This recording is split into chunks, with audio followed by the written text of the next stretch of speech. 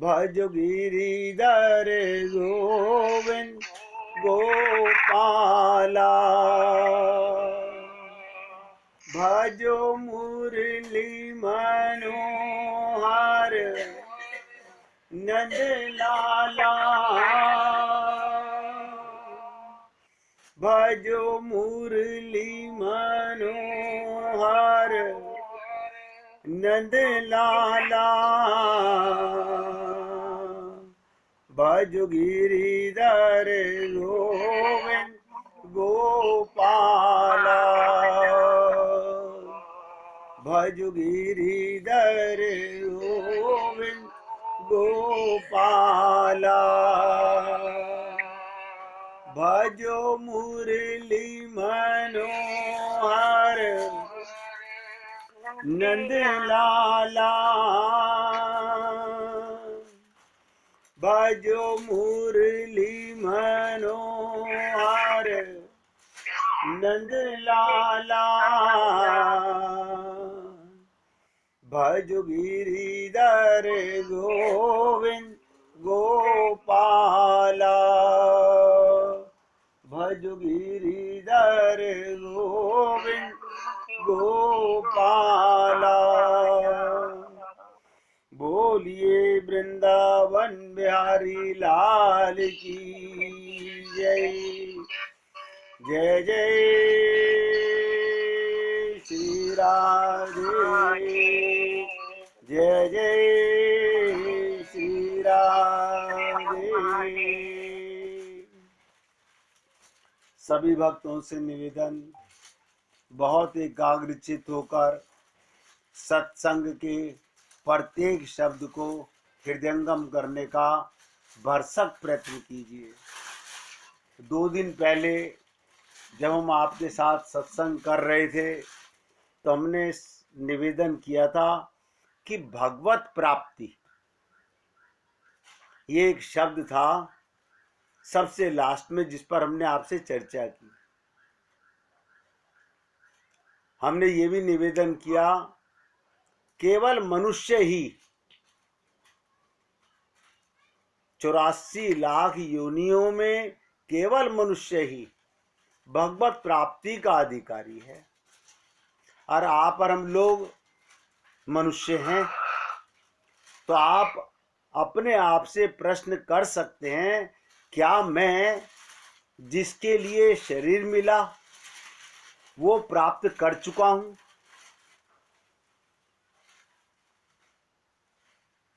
बहुत इंपॉर्टेंट प्रश्न है। क्या मैं भगवत प्राप्ति का अधिकारी हूं? क्या मैं कर चुका? आप कहेंगे कि ऐसी कोई परिस्थिति नहीं बनी भगवान को पाने की। वो भी समझ लीजिएगा, प्रत्येक परिस्थिति में भगवान को प्राप्त ये जीव कर सकता है। गरीब हो, अमीर हो, ज्ञानी हो, अज्ञानी हो, राजा हो, रंक हो, स्त्री हो, पुरुष हो, ब्राह्मण हो, शूद्र हो, परमात्मा की प्राप्ति में एक पल की भी देरी नहीं है। आंख बंद होने में और खुलने में कितना टाइम लगता है? अभी आंखें बंद थी, कुछ नजर नहीं आ रहा था, आंखें खुल गई, नजर आने लगा। इसी को कहते हैं ज्ञान और अज्ञान में एक एकांतर है। छोटी छोटी सी बातें हैं। ये देरी क्यों लग रही है? हमको अब तक भगवत प्राप्ति क्यों नहीं हुई?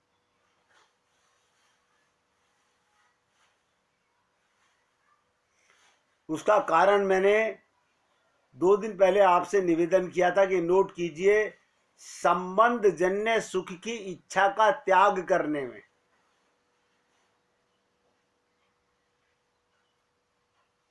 हमने अपने को देह माना हुआ है, और देह के संसार में, देह के समान में अपना संबंध माना हुआ है। हमसे ये सुख त्यागा नहीं जा रहा। ऐसा कोई संसार में जीव नहीं जो भगवान को पाना ना चाहता हो। सब भगवान को पाना चाहते हैं, क्योंकि हमारा जन्मसिद्ध अधिकार है।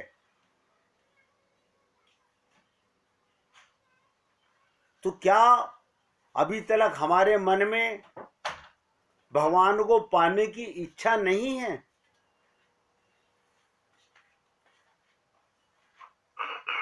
ऐसा भी नहीं कहा जा सकता, और ऐसा कहा भी जा सकता है। एक एक शब्द को बहुत गहराई से सुनिएगा। हमें भगवान को नहीं पाना, हम क्या पाना चाहते हैं? भगवान से संसार पाना चाहते हैं। सीता रामाचार्य जी कह रहे हैं इस देह में हरि मिलते हैं। हम कह रहे हैं हरि जी आपका क्या करेंगे? हमें आपकी जरूरत नहीं है। आप हमें तो संसार का सुख, संसार का सामान, संसार के संबंध ये दे दो। इसका मतलब हमने अब तक, बहुत गहराई से सुनिएगा और समझिएगा और नोट कीजिएगा, हमने अब तक केवल भगवत प्राप्ति की इच्छा नहीं की है। केवल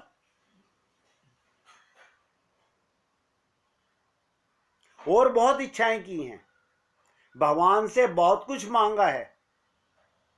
भगवान ने भी सोचा होगा कि देखो कैसे मूर्ख जीव हैं हम लोग, कितने मूर्ख हैं कि हम लोगों के जीवन में संत महात्मा भी आ जाते हैं, और इसके बावजूद भी संत महात्मा हमें बताते भी हैं कि इस देह में हरि मिलत हैं।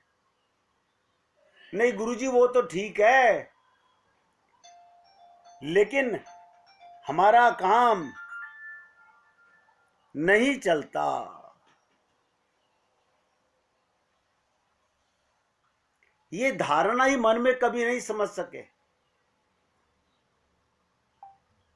अब नोट कीजिएगा, सीताराम आचार्य जी ने तो कहा इस देह में हरि मिलत है, और ये उनके चरणों का दास क्या कह रहा है?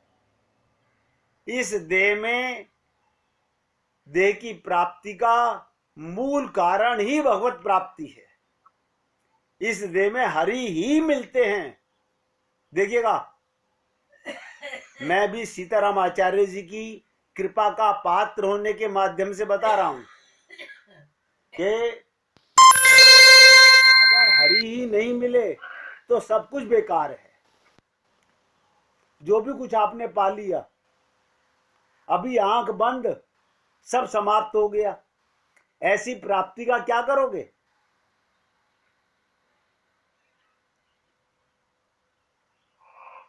आप कभी सोच सकते हैं? जिन्हें आप अपना मानते हैं,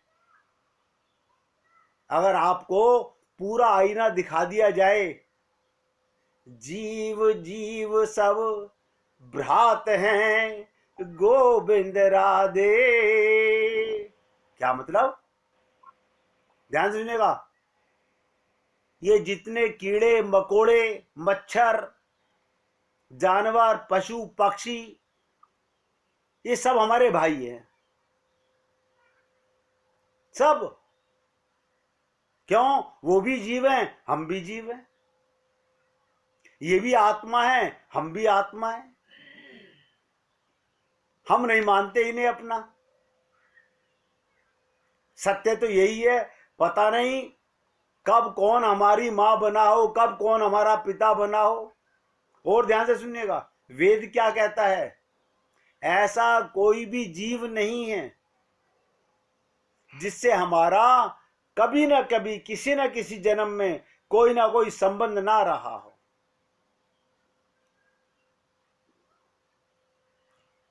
जनक जी के सामने उनके गुरु अष्टावक्र जी, जनक जी ने अपनी पत्नी का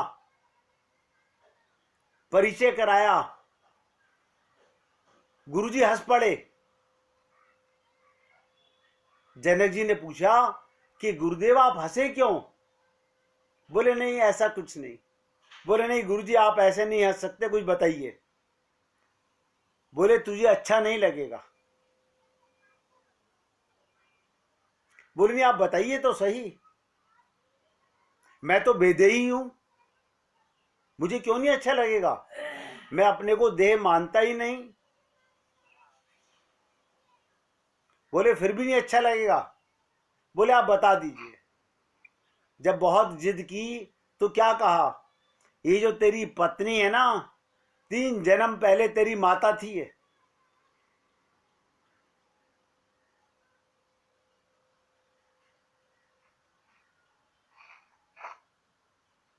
ये पर्दा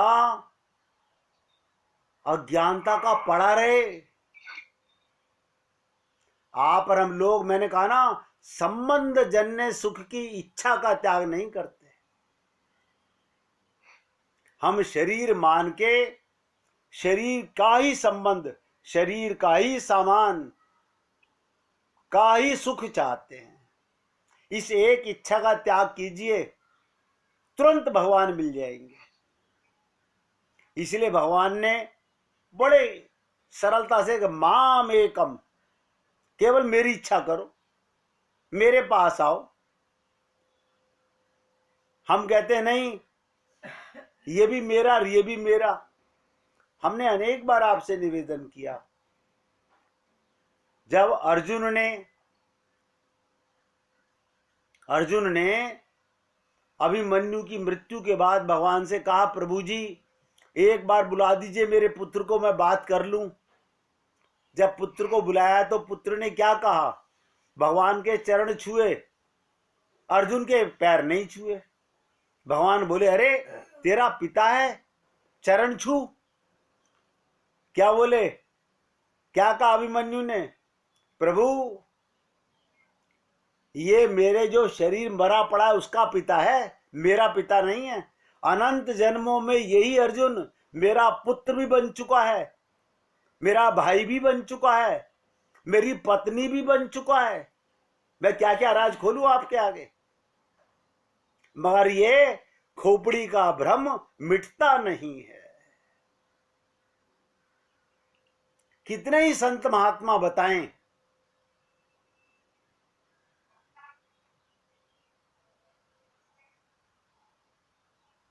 ऐसा हो गया जैसे हमारी छठी के अंदर पुज गया हो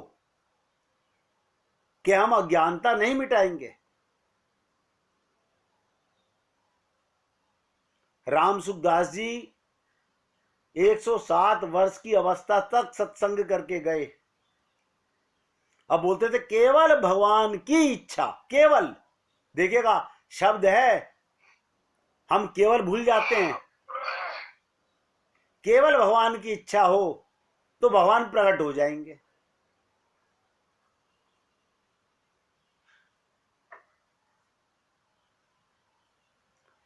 कोई भी इच्छा ना हो तो भगवान प्रकट हो जाएंगे।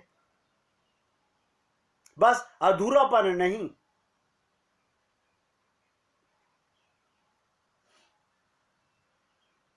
अरे सत्य को जानो या ना जानो, पर जिसको असत्य जानते हो, देखिएगा असत्य को सब जानते हैं, उसका त्याग कर दो।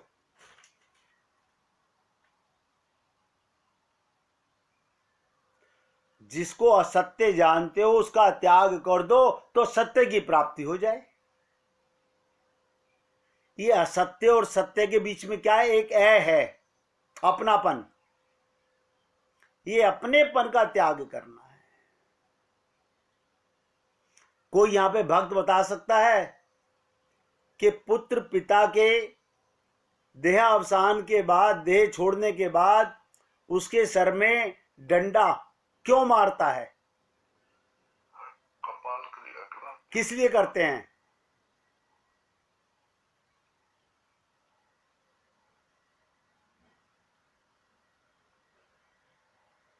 कि अब से मेरा इस देह से कोई संबंध नहीं है, त्याग दिया। क्रिया सब करते हैं लेकिन मानता कोई नहीं है। मैं आप लोगों से बहुत नम्र निवेदन करता हूं कि भगवान को पाने के लिए कुछ नहीं करना। एक गलत धारणा, गलत ज्ञान, जिसे अज्ञान बोलते हैं, वो हमारे अंदर ऐसा हावी हो चुका है, हमसे वो त्यागा नहीं जा रहा। और सब जानते हैं कि संसार, सपने को सत्य मानते हो कि असत्य मानते हो? आप कहोगे जब देख रहे होते हैं तो सत्य नजर आता है, जब जाग जाते हैं, देखिएगा हर व्यक्ति यही कहेगा, जागने के बाद सपना असत्य हो जाता है। तो इसी प्रकार से जागना क्या है? आत्म जागना, आत्म जागृति जागना है, जिसे गाते तो हैं हम कि संसार है एक सपना, लेकिन मानते नहीं।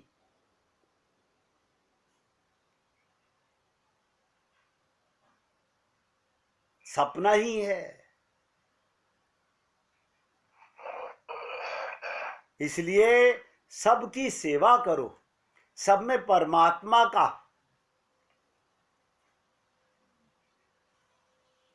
यही एक धर्म है।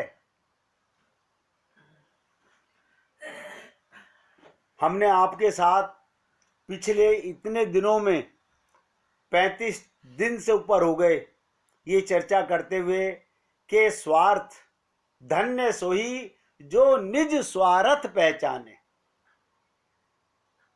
धन्य है वो व्यक्ति जो अपने अपने स्वार्थ को पहचान ले।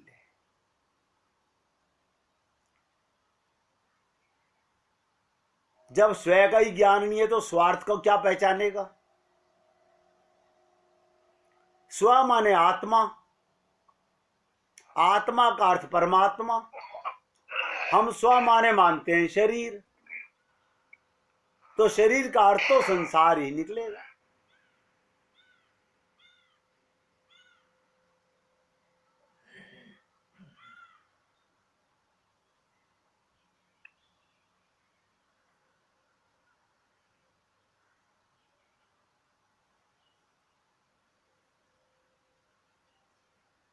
संयम की शक्ति बहुत बड़ी होती है।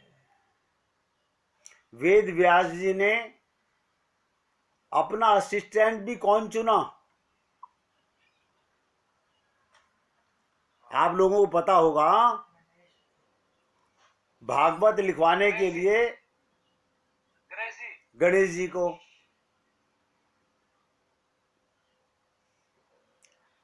अब देखिएगा, जितने भी ग्रंथ लिखे गए वो गणेश जी के द्वारा लिखे गए। महाभारत लिखने के लिए योग्य व्यक्ति की जरूरत थी, गणेश जी लिखते गए, महाभारत पूरा हुआ तो व्यास जी ने गणेश जी से कहा, महाभाव मैंने 24 लाख शब्द बोले। बहुत ध्यान से सुनो, क्या कहा वेद व्यास जी ने? मैंने 24 लाख शब्द बोलकर लिखाए, बोलकर। और आश्चर्य है, इस बीच आप एक शब्द भी ना बोले, सर्वदा मौन रहे।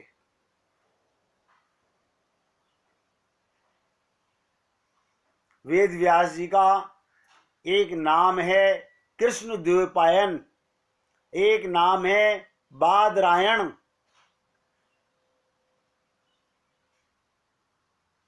तो गणेश जी ने क्या जवाब दिया कि हे प्रभु, बड़े काम संपन्न करने के लिए शक्ति भी चाहिए, और शक्ति का आधार है संयम। संयम ही समस्त शक्तियों को और सिद्धियों का प्रदाता है। अगर मैं अपनी वाणी पर संयम ना रख सका होता तो आपका ग्रंथ कैसे तैयार होता? क्या मतलब? ये गणेश जी की बात आप हमें क्यों बता रहे हैं? आप सोच सकते हैं, लेकिन सोचना ही पाप है। सोचना ही पाप है। जब हम सत्संग सुनते हैं, एक बहुत ही विचित्र बात बताने जा रहा हूं। सारे संत महात्मा कहते हैं, बिनु सत्संग विवेक ना होई, और बिनु विवेक हरि कृपा ना होई। बताओ, हिंदी में तो कहा है।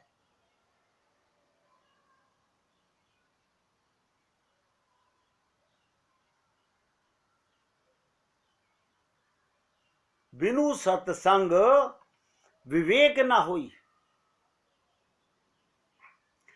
तो क्या मतलब? हमारे पास विवेक नहीं है?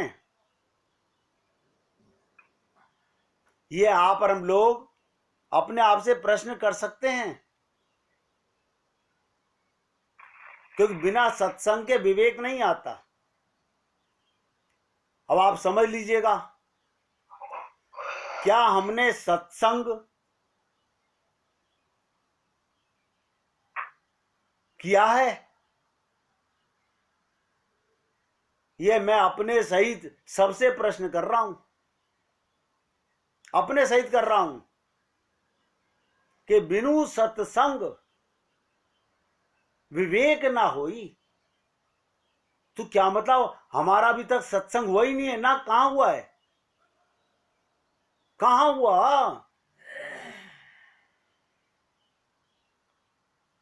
हमने सुना,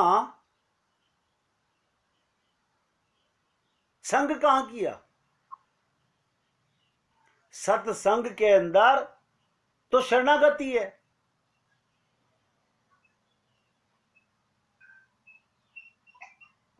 जैसे गणेश जी की बात क्यों सुनाई आपको कि गणेश जी ने इतना संयम रखा, जो भगवान बोल रहे हैं वो मेरा काम केवल लिखना है, जो संत बोल रहे हैं शिष्य का काम पात्र में उतारना है, बुद्धि नहीं लगाना। बुद्धि तो है ही नहीं मेरे पास, लेकिन अब हम लोग आदी हैं, हर चीज बुद्धि से जानी है।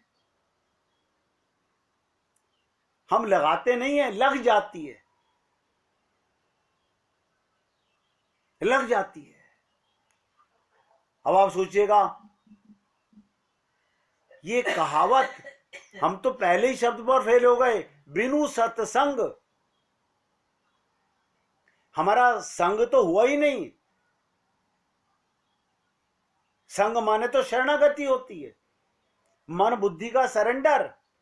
जो गुरु ने कहा उसे मैंने अपने जीवन में उतार लिया। क्यों का तो प्रश्न ही नहीं होता। क्यों करा तो इसका मतलब बुद्धि लगाई। अगर मैंने गुरु से कहा क्यों, तो प्रश्न हो गया ना। बुद्धि लगाई तभी तो क्यों कहेंगे। शरणागति का मतलब तो है जो गुरु ने कहा वो मान लिया, ये संग होता है। मैं तो आपको क्या कहूं, अगर मैं एक एक शब्द को खोलने लग जाऊं तो खोपड़ी के फरकच्चे उड़ जाएं। लोग कहते हैं हमें 50-50 साल हो गए सत्संग सुनते हुए। संग तो 1 सेकंड नहीं किया आपने। अगर संग किया होता तो कुसंग छूट गया होता। अगर ध्यान से सुनो, लोहा पारस से छुआ होता, लोहा पारस से छुआ होता तो सोना बन गया होता। पहले ही शब्द पर हम फेल हो गए। अब 1 मिनट कीर्तन कीजिए, क्योंकि ये बहुत गंभीर चर्चा है। फिर आगे चर्चा करेंगे।